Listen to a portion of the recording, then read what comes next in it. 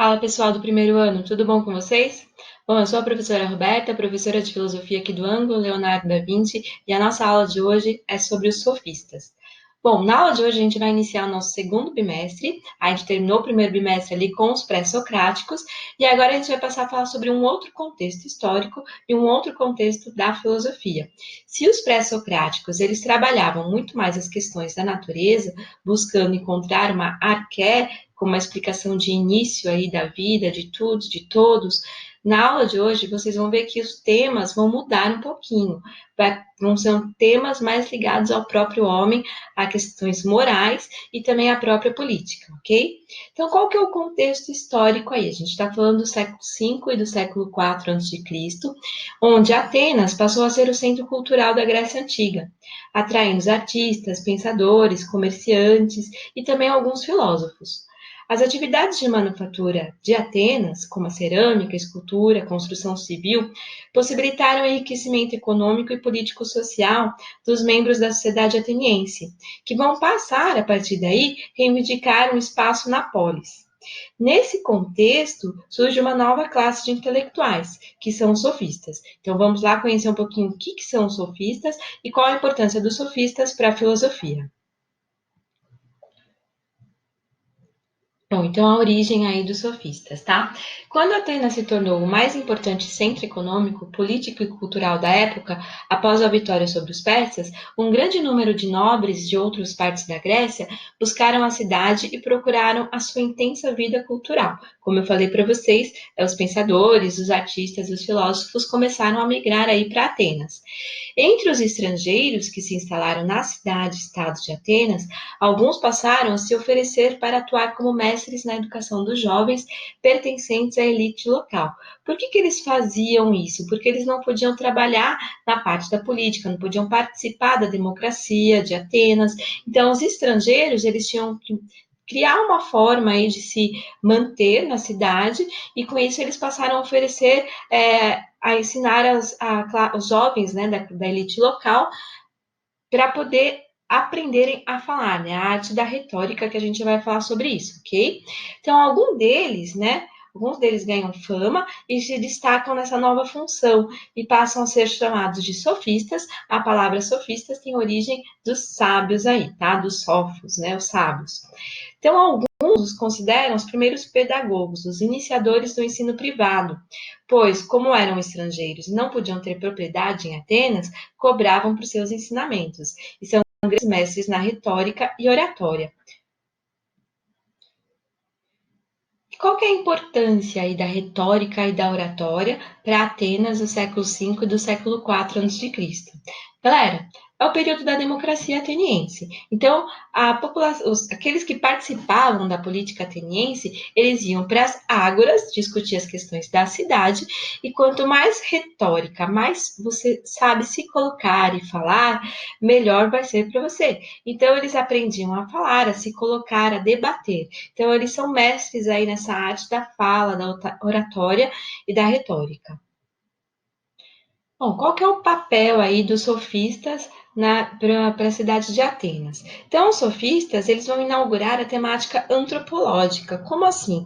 Eles vão deixar as questões da physis do lado, que são as questões que os pré-socráticos trabalhavam, e passam a pensar sobre a ética, a política e a teoria do conhecimento, que são temas aí que a gente vai falar um pouquinho nas próximas aulas, tá? Qual que é a importância da doxa e da opinião aí? Você não pode participar de uma discussão na Ágora, né, sobre as questões da cidade, se você não souber colocar a sua opinião. Então, com a arte da retórica e da oratória, eles ensinavam as pessoas que iam participar das discussões da cidade a se colocar a sua própria opinião. Então, vai ter uma valorização, tanto para os sofistas como para o próprio Sócrates aqui, da opinião ou doxa. Em muitos vestibulares caem aqui como doxa, ok?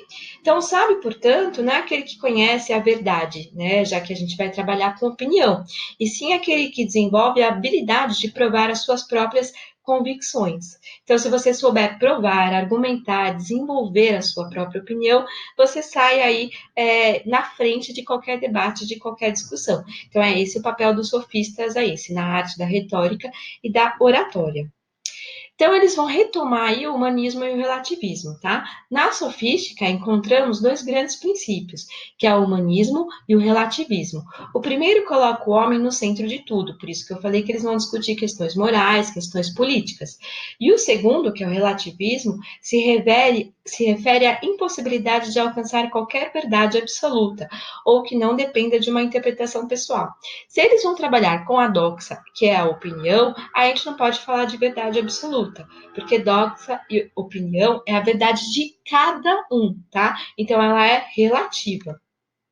Então a gente vai falar um pouquinho aí do Protágoras de Abdera, que é um dos principais sofistas dessa época. Para ele, o homem é a medida de todas as coisas, das quais são enquanto são e das que não são enquanto não são. Que? Vamos lá. Bom, o Protágoras de Abdera, ele nasceu em 490 a.C. e ele é considerado aí o primeiro sofista. Para ele, as coisas são como parecem ser, sem um outro critério para decidir essa questão, tá? Ele não leva em conta cada coisa parece ser de um modo diferente para diferentes pessoas. Ele não leva a questão da subjetividade. Então, aquilo que você vê, a maneira que você vê, que você interpreta, é o correto, é a verdade. Só que observem que vai existir uma verdade, então, para cada pessoa. Cada opinião é a avaliação que cada um faz da realidade e das coisas que existem. Ele muda um pouco o foco da physis, que era aquele foco dos pré-socráticos, de encontrar uma única verdade que seria a origem de tudo, de todos, que era conhecida como arqué, e passa a considerar a opinião, aquilo que cada um interpreta do mundo e aquilo que cada um conhece como verdade, ok? Nosso segundo sofista aí da aula de hoje é o Gorgias de Leontini. Bom, o Gorgias de Leontini ele é de 485 a.C. a 380 a.C. Ele vai dar uma certa importância ao logos. O que é o logos? É o discurso argumentativo, sempre visto como algo enganoso. Nós não podemos ter acesso à natureza das coisas. Tudo que dispomos é o discurso, então a gente não tem acesso à verdade das coisas. O que a gente tem é a nossa opinião e a maneira como a gente vai colocar essa opinião, tá? Então, o mais importante que a verdade é aquilo que pode ser defendido. O Gorgias, ele vai defender que o discurso ele deve ser persuasivo. Então, nada existe que pode ser conhecido. Se pudesse ser conhecido, não poderia ser comunicado. Se pudesse ser comunicado, não poderia ser compreendido. Então, ele vai levar em consideração a compreensão de cada ser também individual, valorizando aí a opinião de cada um, tá? Então, os sofistas, eles se vangloriavam de que seus alunos aprendiam a defender de forma convincente tanto uma tese quanto a sua antítese, ou seja, podiam tanto argumentar a favor de uma opinião como em favor da opinião contrária, provando a correção tanto de uma quanto de outra. Alguns chegam a dizer que eles conseguiam convencer com essa arte da oratória e da retórica algo que é falso em verdadeiro, ou alguma ação que é verdadeira em falsa quando eles iam fazer algum tipo de julgamento. Isso vai ser importante quando a gente for falar ali do julgamento de Sócrates na nossa próxima aula, tá? Então, essa arte de vencer o adversário num debate sem se preocupar com a verdade é a erística. Ela é interessante na medida em que, numa disputa com as palavras, devemos estar preparados para as contraposições do adversário. E isso é importante também para os debates que a gente vai fazer em sala de aula. Tá? Então, a gente vai começar a observar também um pouquinho mais os debates políticos que acontecem na nossa democracia, esse uso da linguagem, da arte da retórica e como que cada político se comporta, tá? E daí a gente entende um pouquinho também mais sobre a questão da importância da linguagem. Se nem a percepção da realidade, né, para os sofistas, através dos nossos sentidos, e nem a razão são capazes de nos propiciar conhecimentos seguros, e se a verdade é uma questão de opinião, de persuasão, é preciso valer-se de um outro instrumento para que o homem se relacione com a realidade e com outros seres humanos. Esse instrumento, segundo os sofistas, é a linguagem, né? A arte da retórica e da oratória. O sábio é aquele que compreende os mecanismos e os recursos da linguagem, domina as multidões através do discurso. Olha só que interessante, então. O sábio não é aquele que tem uma verdade absoluta, que conhece tudo e que tem a ciência, mas é aquele que domina as multidões através do discurso, tá?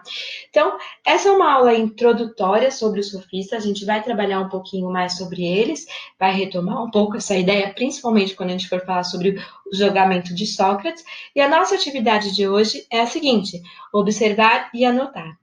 Dominar as multidões através do discurso. Vocês vão observar, assistir os discursos políticos sobre as medidas de prevenção e isolamento social do Covid-19 que estão acontecendo aí no mundo inteiro, tá? Vocês vão anotar as diferenças de discurso, quem fez o discurso, qual é o papel político dele, né? Como que é também a gesticulação, ou a parte da expressão corporal, a retórica, a oratória. E o que você mais percebe que convence, né, as pessoas? Qual é o tipo de argumentação? O que difere um discurso do outro? Então, essa vai ser a nossa atividade, vocês vão fazer no fichário e a gente vai usar essa atividade aí em sala de aula para os nossos debates também, que já estavam previstos no nosso planejamento. A gente retornar, é claro, né? Estou com saudades de vocês, de dar essa aula presencialmente. Espero que todos aí estejam bem e até a nossa próxima aula aí. Beijos para todos.